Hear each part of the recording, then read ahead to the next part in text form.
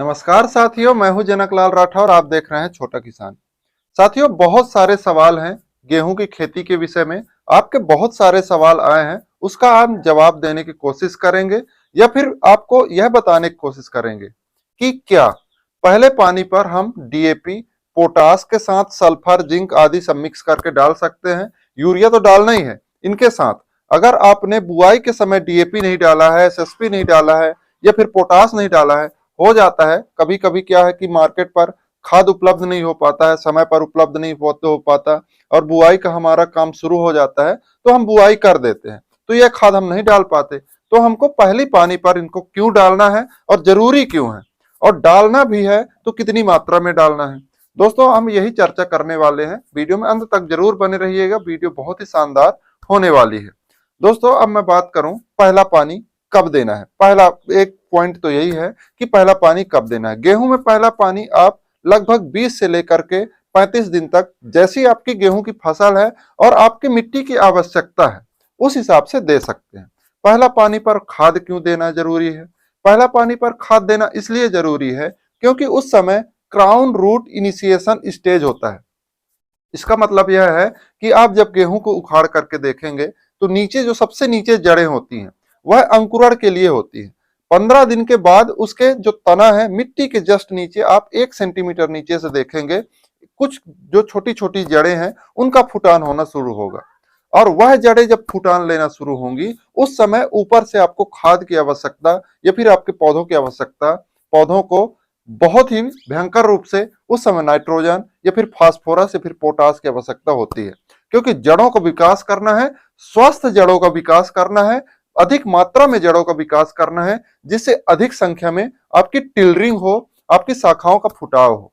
और शाखाओं का फुटाव भी ऐसा हो कि आपका इफेक्टिव शाखाएं हो, मतलब कि जितने भी शाखाएं निकले उनमें भरपूर बालियां, लंबी बालियां, स्वस्थ बालियां आए।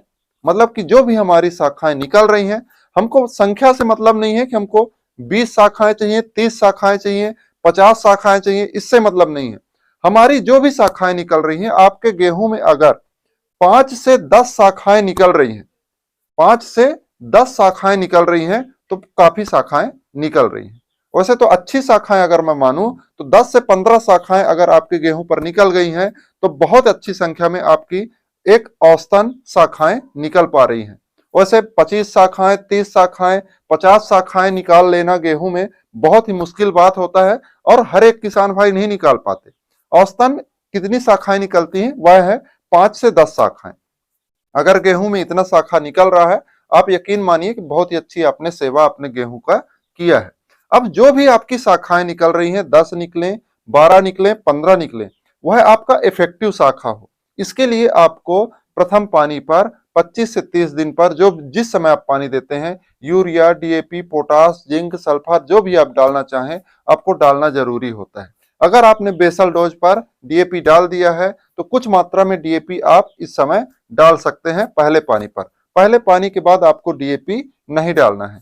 यूरिया की मात्रा की मैं बात करूं तो लगभग 20 से 25 किलोग्राम प्रति एकड़, 30 किलोग्राम प्रति एकड़ भी कर सकते हैं, वह अपने अकॉर्डिंग आप एडजस्ट कर सकते हैं।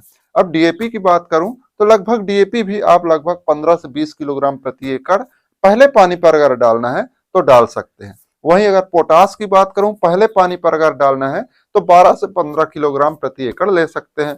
सल्फर अगर डालना है पहले पानी पर तो सल्फर को भी आप लगभग 3 से 4 किलोग्राम या 5 किलोग्राम तक प्रति एकड़ ले सकते हैं।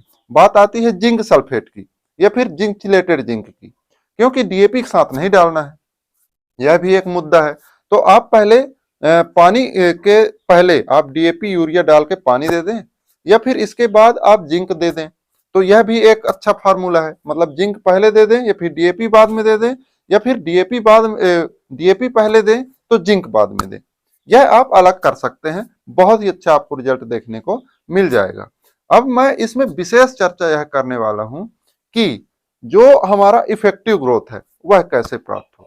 दोस्तों, जो भी खाद है पौधों को जरूरी होता है, बेसल डोज से लेकर के पौधों की बालियां निकलते समय तक, जो भी मुख्य खाद है बालियां निकलते समय तक जरूरी होता है। उसके बाद जितनी भी आपकी पोषक तत्व मिट्टी पर होती हैं, बालियां वैसे भी लेती जाती हैं और पक जाती हैं। लेकिन जो ऊपर से आपको डोज डालना रहता है वह बालियां निकलते समय तक आप डोज खाद का दे सकते हैं। तो फास्फोरस के रूप में आपको 3 जगह तक अगर आप खाद दे सकते हैं तो दे, जैसे बुआई के समय बेसल डोज पर, पहले पानी पर, और बालियां निकलते समय स्प्रे के रूप में आप दे सकते हैं फास्फोरस। और पोटास को भी आप बुआई के समय पहले पानी पर और आपका जब बालियां निकल जाए या फिर निकलते समय आप दे सकते हैं।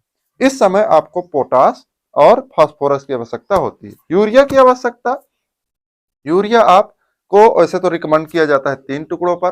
पहला होता है आपका बेसल डोज पर कुछ मात्रा में डालिए, मत डालिए कोई दिक्कत नहीं है, लेकिन पहले पानी पर, दूसरे पानी पर और तीसरे पानी पर 3 टुकड़ों में यूरिया देना रहता है। तो पहले पानी पर भी आप दीजिए, लेकिन जो भी खाद की मात्रा है पहले पानी पर 15 से लेकर के 45 दिन के भीतर जो भी खाद की मात्रा है, सभी खाद की मात्रा आपको पूर्ति करना ही करना है, जिससे जो भी टिलरिंग हो, जो भी ब्रांचिंग हो, आपका इफेक्टिव रूप से ग्रोथ करे और सभी ब्रांचिंग में, सभी टिलरिंग में इफेक्टिव आपकी बालियां निकले, बढ़िया बालियां निकले, स्वस्थ बालियां निकले और लंबी बालियां निकले, जिससे आपको अधिक उत्पादन या मुनाफा देखने को मिल सकता है। दोस्तों यही जानकारी थी। अगर आपको हमारी जानकारी अच्छी लगी हो तो लाइक करें, शेयर करें और हमारे चैनल को सब्सक्राइब करना ना भूलें। मिलते हैं अगली वीडियो में एक नई जानकारी से, तब तक के लिए धन्यवाद।